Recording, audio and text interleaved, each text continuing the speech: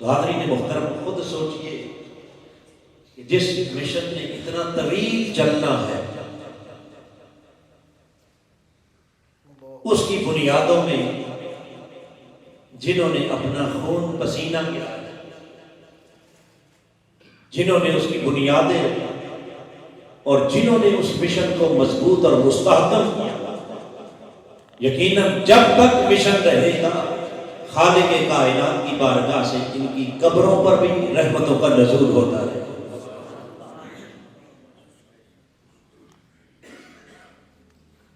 اور پھر نہ صرف انہوں نے بنیادیں رکھی بلکہ اپنی اولادیں،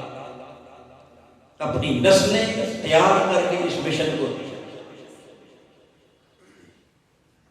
جو آج بھی تاجدار کائنات صلی اللہ تعالی علیہ وسلم کے دین کی اقامت کا جھنڈا اٹھائے ہوئے اور انشاءاللہ اٹھائے رہیں۔ تو ہم دل کی گہرائیوں سے ان پانچوں ہستیوں محترم قبلہ پیر سید سیف اللہ خالد گیلانی رحمت اللہ تعالی علیہ،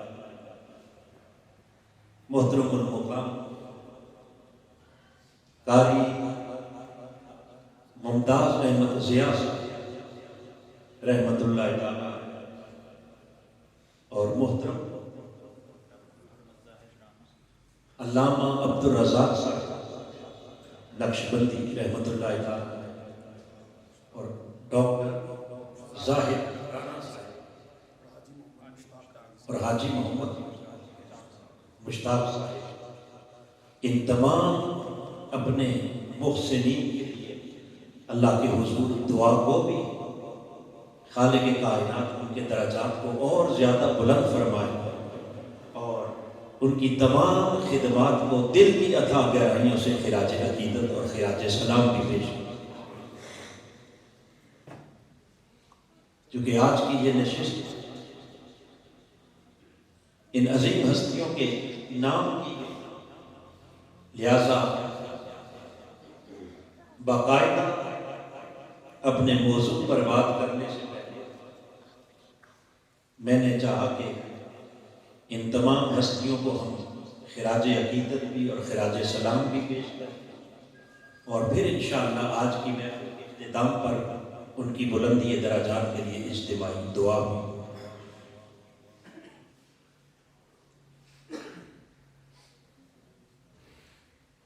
چونکہ ماہانہ محفل شب بیداری اور اس کے ساتھ ساتھ مجلس دعا بھی ہے، بالخصوص محترم قاری ضیاء ابھی چند دن پہلے جن کا وصال ہوا، ان کے صاحبزادگان یہاں تشریف فرما، ان کے لیے بھی اور تحریک کے جملہ قائدین کے لیے بھی اور اس مشن کے تمام مصطفی سپاہیوں کے لیے جو اس راہ وفا پر چلتے چلتے دار فانی کو خیر آباد کہتے ہیں، تو مجلس دعا کی، لہذا آج کی نشست کے لیے میں نے جس موضوع کا انتخاب کیا وہ ہے آخرت کی فکر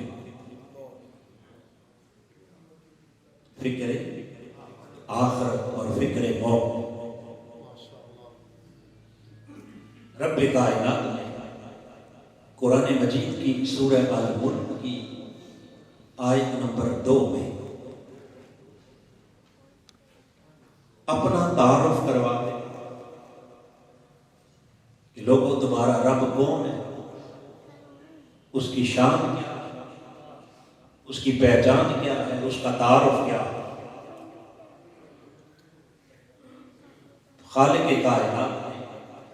اپنے تعارف کے طور پر فرمایا الذی خلق الموت والحیاء، رب وہ ہے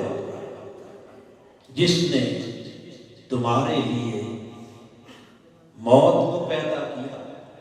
اور زندگی کو پیدا کیا۔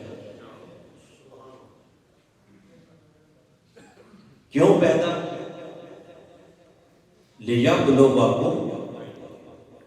تاکہ وہ تمہیں آزمائے، اس دار فانی میں بھیج کے تمہیں پرکھے، تمہارا امتحان لے۔ کس بات کا امتحان؟ اَیُّکُمْ احسن عملا، کہ تم میں سے کون ہے وہ خوش نصیب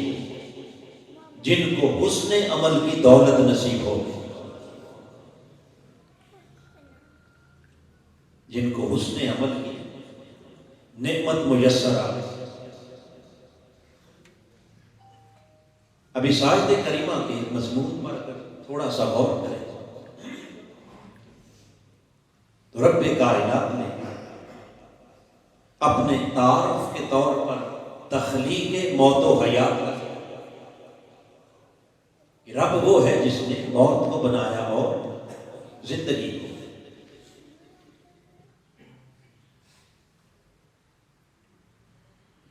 اب اتنی بات تو سمجھ میں آتی ہے کہ اللہ پاک نے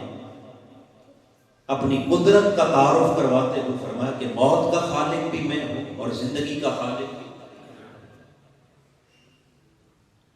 موت بھی اسی کے کنٹرول میں ہے اور زندگی بھی، دونوں کا خالق بھی وہی ہے اور مالک بھی وہی ہے۔ مگر جو بات خاص طور پر قابل توجہ ہے وہ یہ کہ ہم اس حیات ظاہری میں جو کچھ دیکھ رہے ہیں اور جس کا شب و روز مشاہدہ کرتے ہیں وہ یہ ہے کہ ہم زندگی پہلے بسر کرتے ہیں اور زندگی کے اختتام پر پھر موت آتی ہے۔ زندگی کے اختتام پر کیا آتی ہے؟ بولیے۔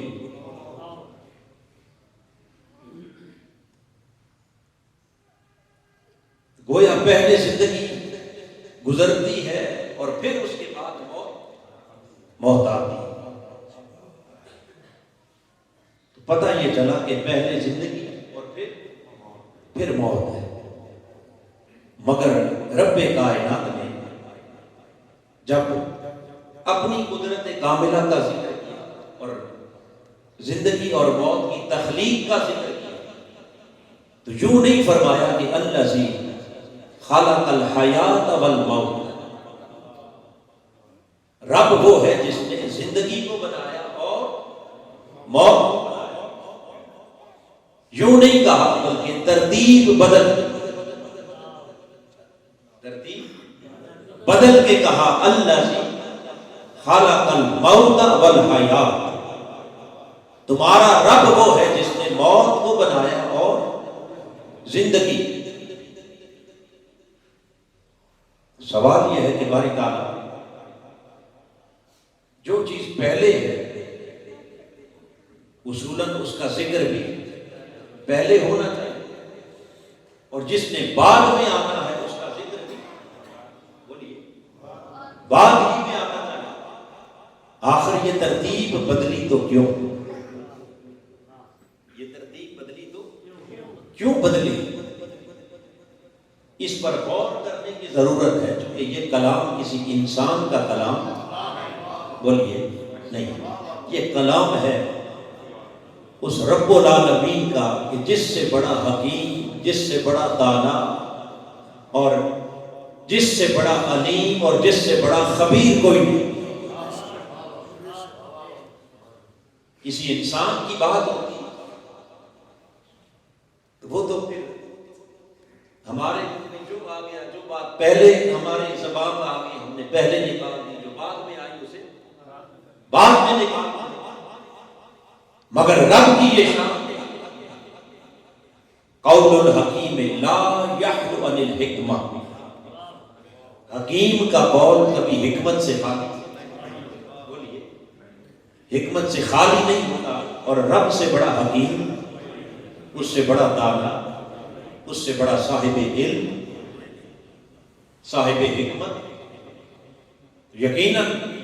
اگر اس نے کوئی بات پہلے کہی تو اس پہلے کہنے میں بھی حکمت ہے، اور کسی بات کو بعد میں رکھا تو اسے بعد میں لے جانے میں بھی حکمت ہے۔ یہ الگ بات ہے کہ ہماری سمجھ میں وہ حکمت آئے یا نہ آئے، مگر میرے رب کا کوئی کلام، کوئی قول، کوئی لفظ، حتیٰ کہ زبان قدرت سے نکلنے والا کوئی حرف بھی حکمت سے خالی نہیں۔ ہر شے میں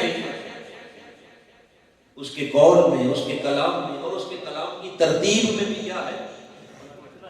اب یہاں جو حکمت اس ترتیب میں رکھی گئی کہ زندگی کا ذکر مؤخر کر دیا اور موت کا ذکر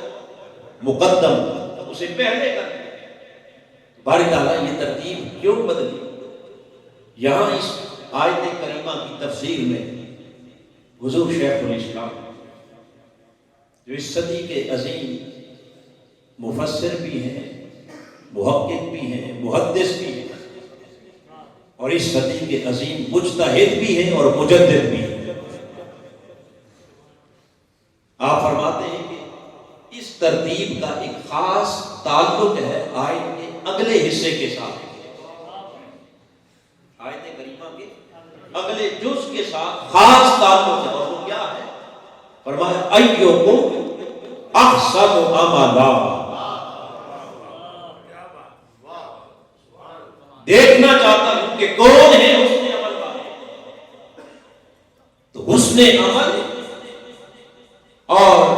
ترتیب موت و حیات، ان دونوں کے درمیان ایک خاص لنک، ایک خاص رابطہ، ایک خاص تعلق ہے، اور وہ تعلق کیا ہے؟ ایُّکم احسن عملا، کہ کائنات والوں اگر تو حسن عمل چاہتے، اگر چاہتے ہو تمہیں حسن عمل نصیب ہو جائے، تمہارے اعمال اچھے ہو جائیں، تمہارے اعمال خیر اور بلائی پر مبنی ہو، اگر چاہتے ہو تمہیں اللہ کی قربت مل جائے، اللہ کی رضا نصیب ہو جائے، اگر چاہتے ہو کہ تمہارا ایک ایک عمل سمجھ جائے، تو اعمال سنوارنے کا نسخہ رب نے عطا کر دیا، خلق الموت والحیات، بس حسن عمل کی خیرات اسے ملے گی کہ جو اپنی موت کو مقدم جانے گا، حیات کو مؤخر سمجھے گا، جس کی نگاہ زندگی سے ہٹ کر موت پر پہلے لگ گئی، اور جس نے زندگی کی فکر بعد میں کی، خالق کائنات اس کو حسن عمل کی خیرات عطا۔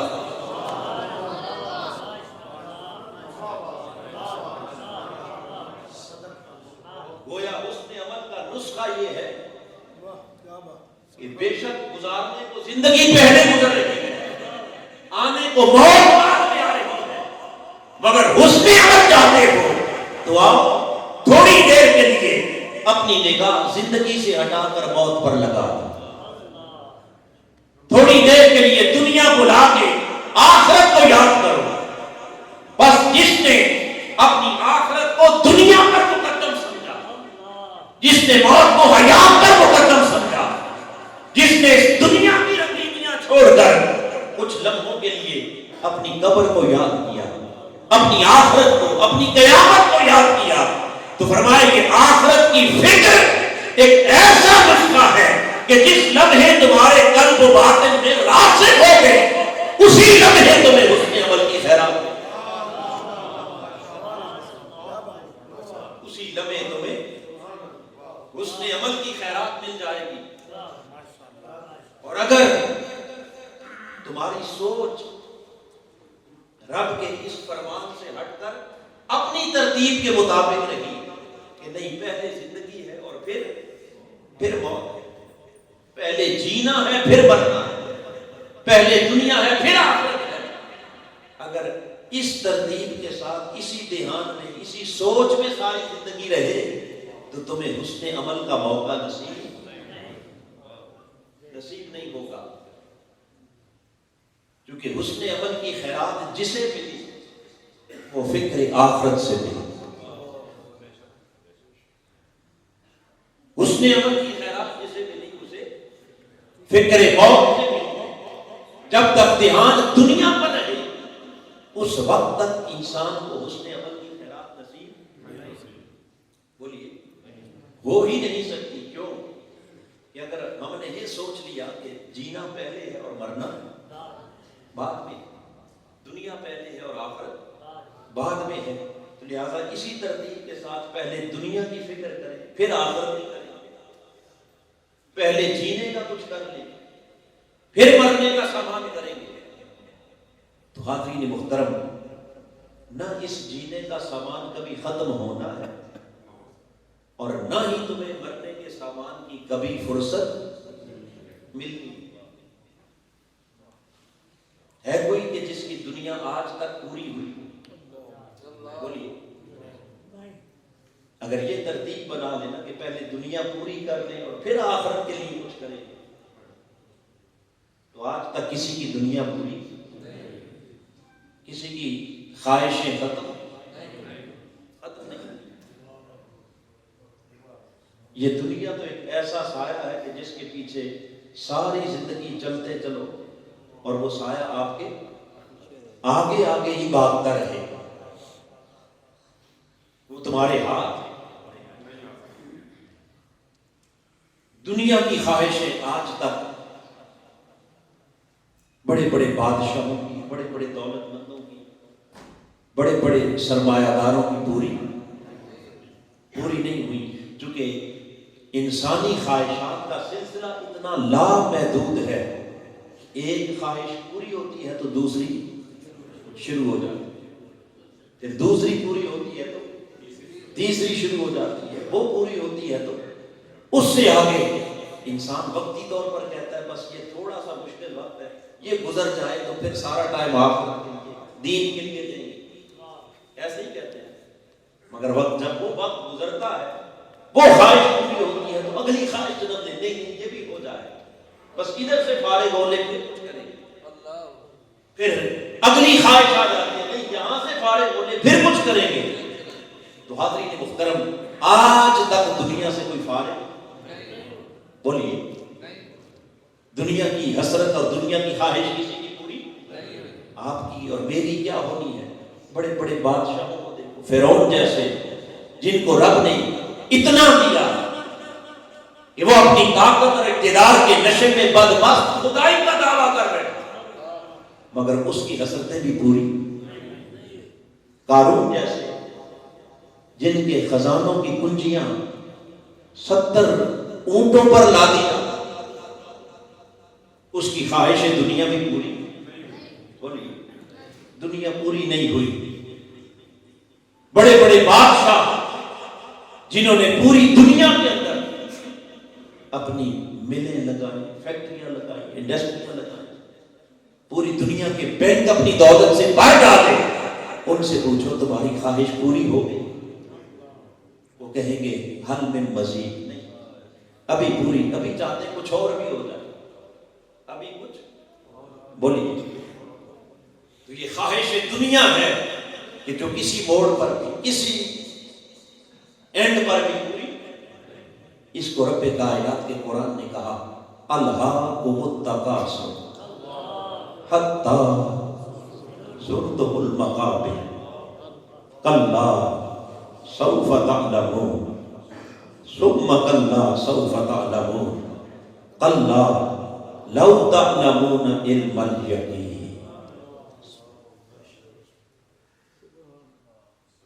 رب کائنات نے فرمایا لوگو اس دنیا کی کثرت نے تمہیں ہلاک کر دیا،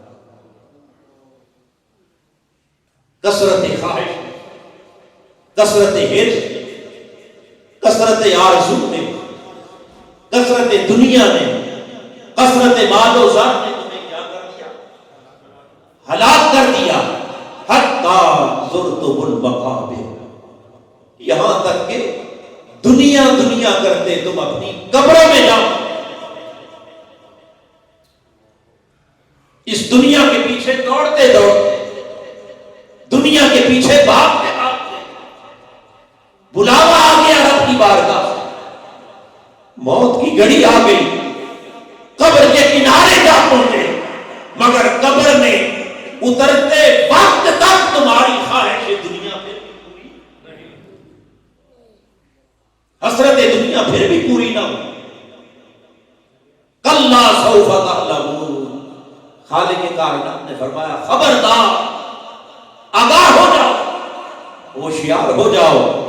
ان قریب اس دنیا کی بے ثباتی کو تم اچھی طرح جان لو۔ پھر فرمایا ثم کلا سوف تعلمون، پھر غور سے آگاہ ہو جاؤ، خبردار ہو جاؤ، ان قریب اس دنیا کی بے ثباتی، اس دنیا کی حقیقت تمہیں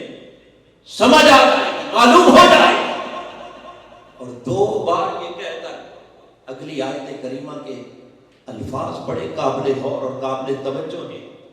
خالق کائنات نے فرمایا کلا لو تعلمون علم الیقین، کاش اس موت کی آغوش میں جانے سے پہلے تمہاری آنکھ کھل جائے، تمہارا شعور بیدار ہو جاتا۔ لو تعلمون علم الیقین، ہائے کاش تمہیں اسی دنیا میں جیتے جی اس دنیا کی حقیقت کا علم یقین نہیں جاتا، پھر تو سمجھ جاتے اب مر کر اگر آنکھ کھلی تو کس کام کی، اب اگر ہوش آیا، اب شعور آیا تو کس کام کا، اب کیا پچھتائے ہو جب چڑیاں چپ گئی کھیت، پانی سر سے گزر گیا۔ لو تعلمون علم الیقین، کاش تمہیں جیتے جی اپنی موت کا یقین ہو جاتا، آخرت کا یقین ہو جاتا،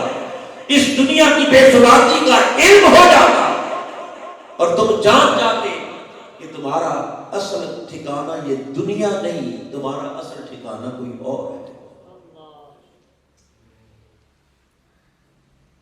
لہذا حاضرین محترم، جب تک انسان کی توجہ کا مرکز کیا رہے دنیا، تو تب تک کیا